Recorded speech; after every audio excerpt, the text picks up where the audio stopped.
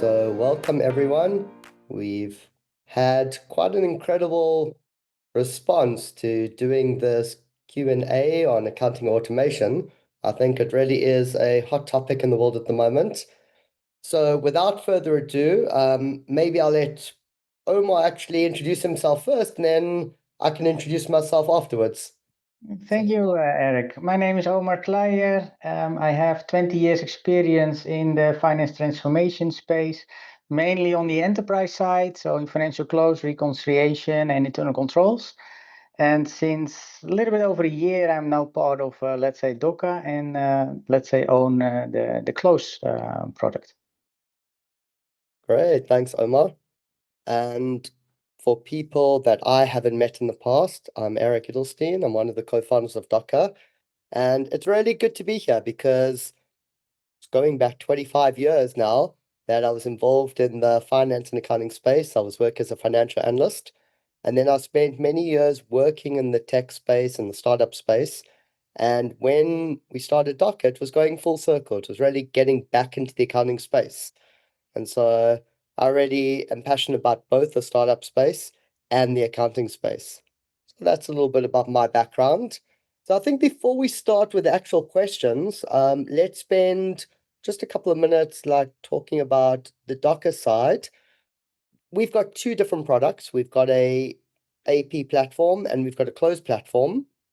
The AP platform, we really have tried to save a significant amount of time for finance teams, mid-market and enterprise. They're looking to streamline their accounts payable. And we spent a lot of time figuring out how to extract the data from the documents better than OCR does it, how to create the accounting entries, and then all those extra factors like the smart document management and the approval flows, and more advanced factors like the three-way matching, and even going further than that. And we put it all into one platform that connects with all the major ERPs such as NetSuite and SAP Business One. And the idea is to streamline and save time on that accounts payable side.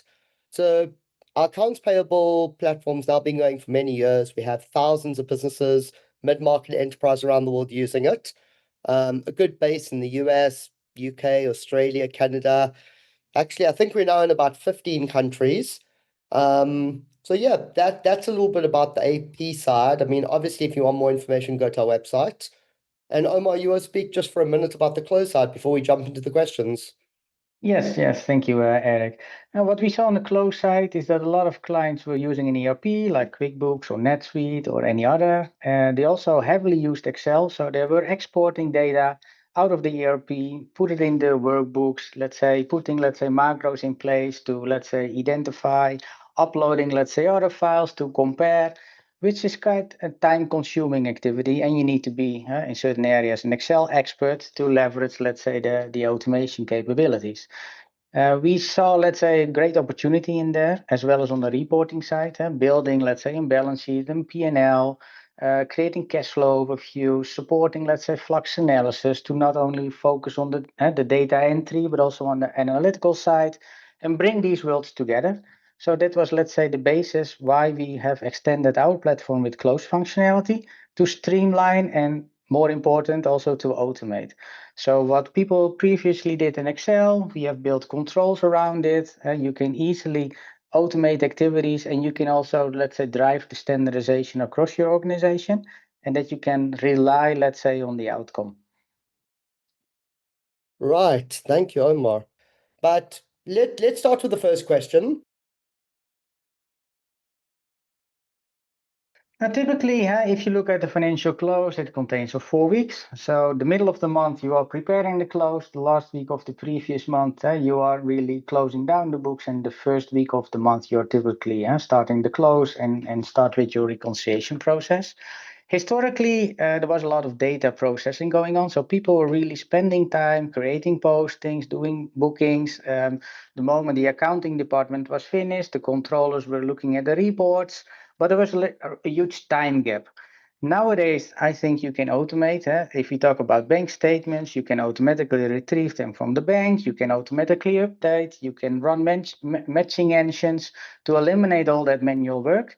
And controlling on top can basically on the fly monitor the process, even though accounting is still busy. So it's way more proactive.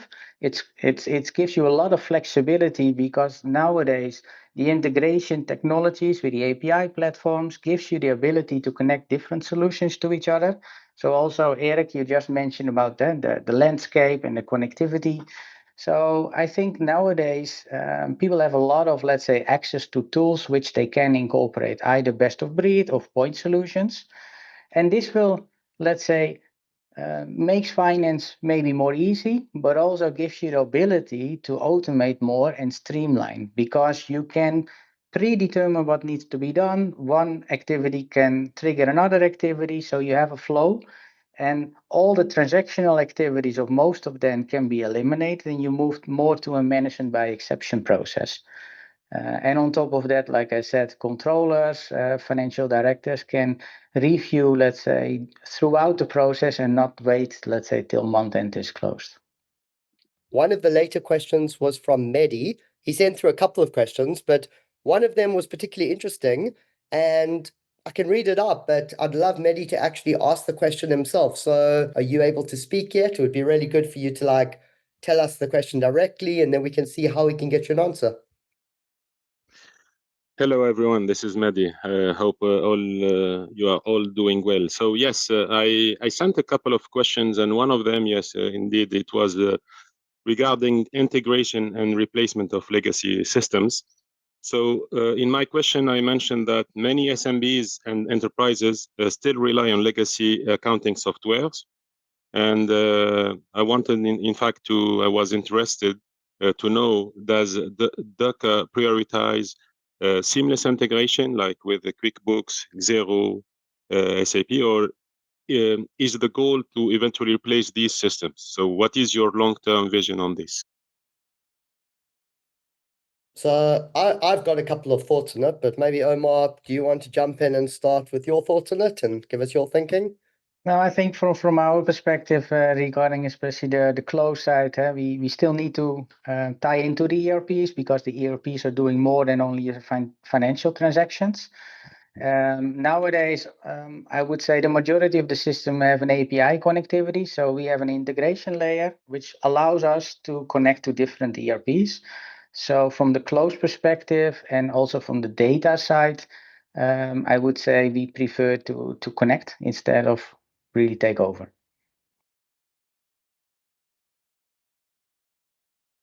DOKKA interfaces with a number of the biggest accounting software and ERPs in the accounting software space. Xero and QBO are probably the two most significant, although we do have integrations with other accounting software players.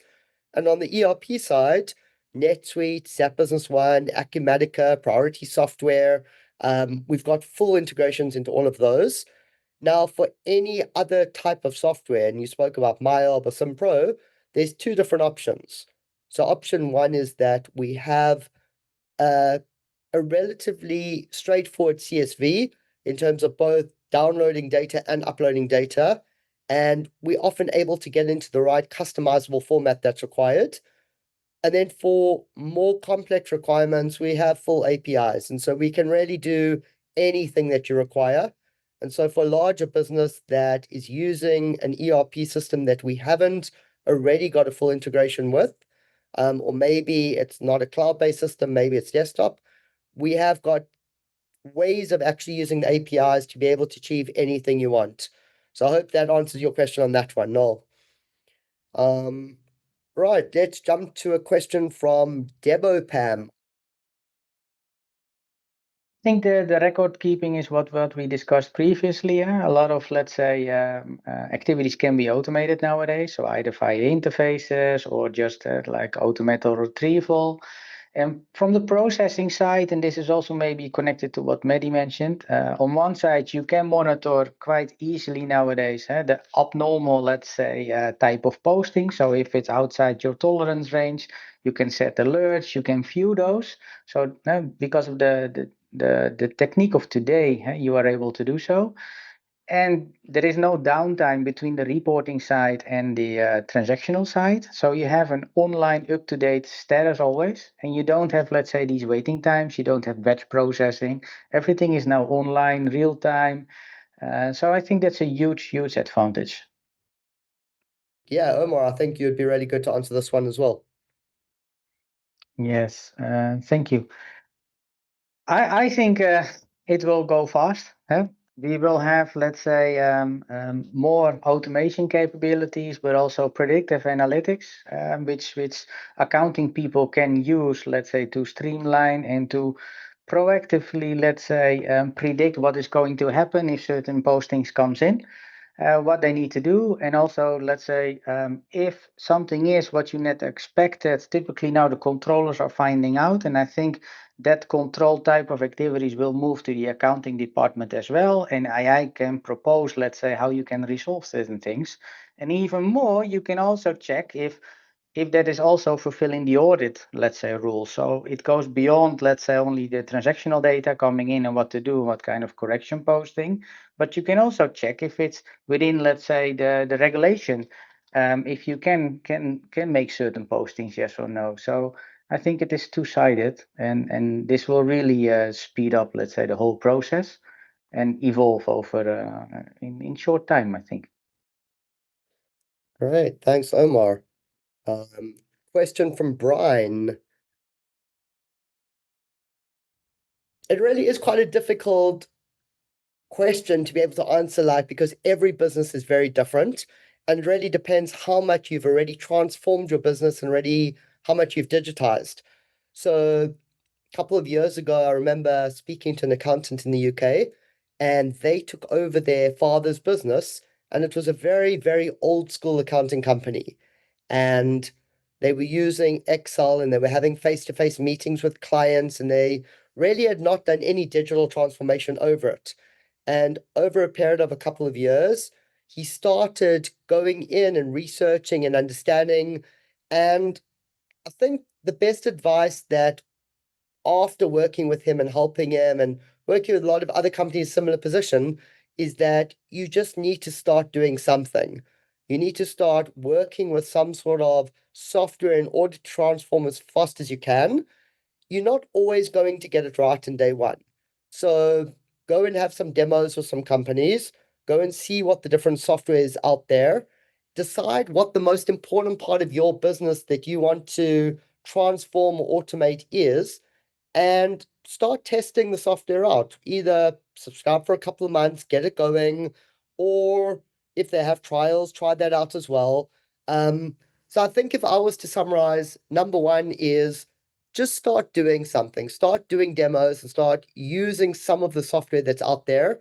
You'll find that you really will be amazed at how quickly your business will start transforming by using automated accounting software like DOKKA on the AP or close side, or other software in other areas. But you need to actually dip your toes in as quickly as possible and start doing something. And once you start using the software, you'll realize what you like and what you don't like. But I do think that you also need to take a step back, and you need to say to yourself, which parts of your business are important for you to transform or digitize as quickly as possible. Every business has got different requirements. So we've often spoken to particular vendors or particular businesses, and some of them wanted AP and that was their priority. And some of them wanted to transform other areas of their business, and AP, for example, could come later. So decide a priority list of what you believe is important and start actually moving forward as quickly as you can with using some sort of software. Hopefully the software you use you'll be happy with. If not, a couple of years down the line, you'll be a lot further than where you are at the moment. Right, let's move to a question. Now we had an interesting question from Milad.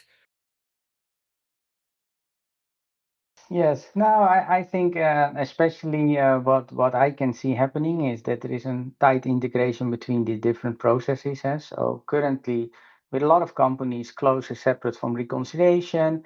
Bank reconciliation is a part of reconciliation at a certain moment of time, and because the current technique allows you to run it, let's say, simultaneously, you basically tick off 2 boxes. So you don't need to perform first your financial close and then start with your reconciliation. And after the reconciliation, you start with, let's say, your account analysis process. Because you can run a lot of automation today, you can combine, let's say, the reconciliation with your financial close activities, and you can connect all those activities independent from which process they are, whether they are from sales, inventory, warehouse, sales and distribution, order entry, financial accounting, controlling, treasury, and banking. At the end, it's a process you need to run from end to end in a certain sequence, and the moment you do, you can sign off on both the reconciliation piece. Of course, you will have special teams doing special purpose things as a side track, but with the current, let's say, workflow capabilities, let's say chat functionalities, emails, you can trigger, you can act quickly. And AI on top can help as well. So if you have certain cases, let's say, happened in the past, AI can propose it as a solution for now. So that can really help you and speed up the process. So I think, this is the, let's say, the main vision we have on it. All right, thanks, Omar. We had a question from Land, and they asked, what you typically see with certain companies, especially the smaller ones, is that one person creates a nice Excel, and only that person know how it's built. So from audit perspective, it's sometimes difficult to audit whether it's the right format, the right formulas, the right guidelines. The moment you put it in tools like DOKKA, you can incorporate both. So the moment you build it, you can incorporate the audit rules because you have timestamp on changes and on those. Also from audit perspective, it's easier to rely on the outcome because they can see how it's built, how it's configured, when it's changed. So they can also rely on the outcome. So it basically eliminates that you always need to look only at the outcome. You basically move that to more the configuration side, and if the configuration side hasn't changed, you can rely on the outcome.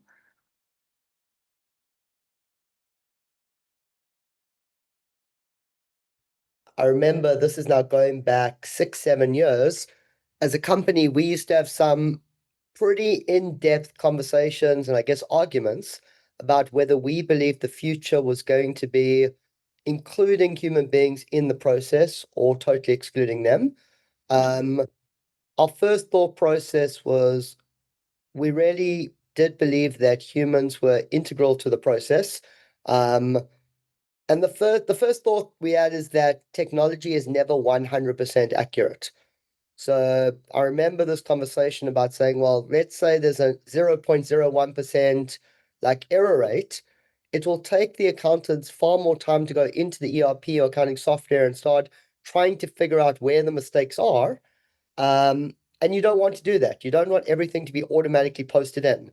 And so I know that there are some other companies that have tried to go the 100% automation route without any human oversight. And the accountants that I've spoken to on that side really get very discouraged about the whole process because they're spending a huge amount of time in the accounting software themselves trying to figure out where those mistakes come from. So what we then did is we said to ourselves, you can probably break it down into some sort of system where the platform knows with a certain degree whether it's 100% accurate or not. And so we basically created like a traffic light system where we said, all right, green, we're 100% accurate, push it through. Red, we believe that there needs to be some sort of oversight. And so we did that for a while. And after consulting with our customers, we realized that the customers really want to be 100% sure that the extraction and the creation and everything regarding that document is accurate before it gets pushed into the ERP. And so what we've realized is we believe that human oversight is an integral part of the process, but it really is about saying, how can we make the process far, far quicker? And so in our mind, by putting the document on the one side, putting the recommendations on the other side, and everything is already set up for the bookkeeper or the accountant, and all they need to do is glance at the document, look at what the recommendation is, And if they 100% happy and they push the approve button, then they know that it's at the level they require. And so that's the way we believe it now should work, is that we use technology to do all the lifting, but the final approval is done by a human. There are others that are saying to themselves that they want everything to be automated. We don't believe that. We believe that there will be mistakes, and if there are mistakes, even if it's 1 in 1,000, it will cause a lot more work later on, and those could be significant. We really believe that there could be some interesting cases later on where you don't have the human oversight, and there's some sort of massive liability because of mistakes that technology makes.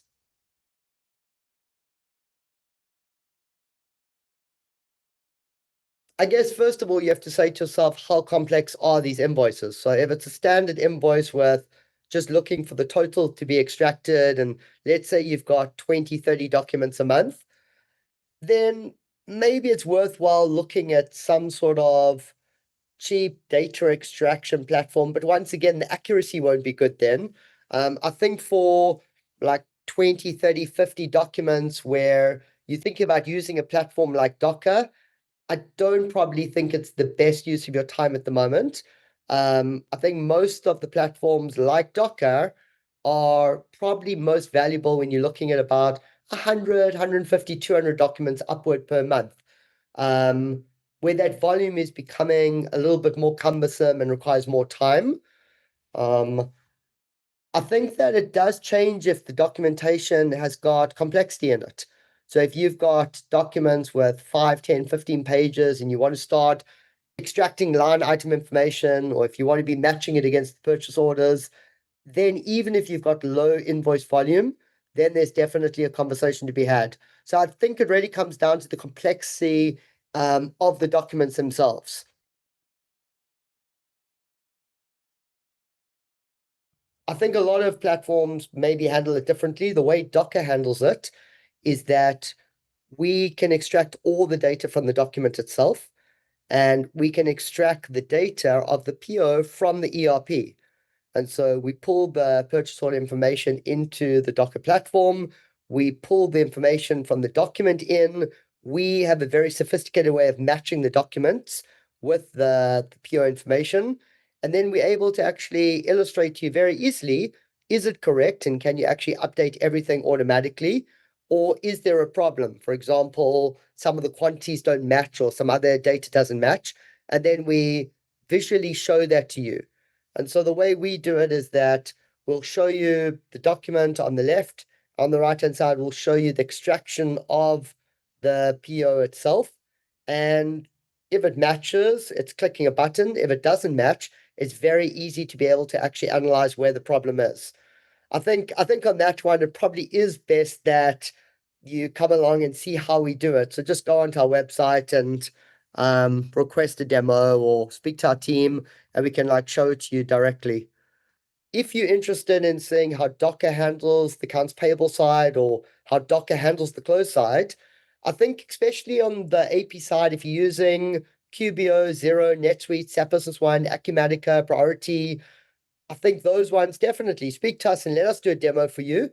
On the close side, NetSuite and QBO currently are the ones we're really putting a lot of effort into. So if you're using one of those platforms, come and speak to us. And on that note, thanks for everyone sending in the questions. Thanks for everyone participating today. And send us your feedback, and we'll do another one of these in probably a couple of weeks' time, and we can take it forward from there. So thanks, Omar, for participating. Thanks all the attendees, and I wish you all a good day.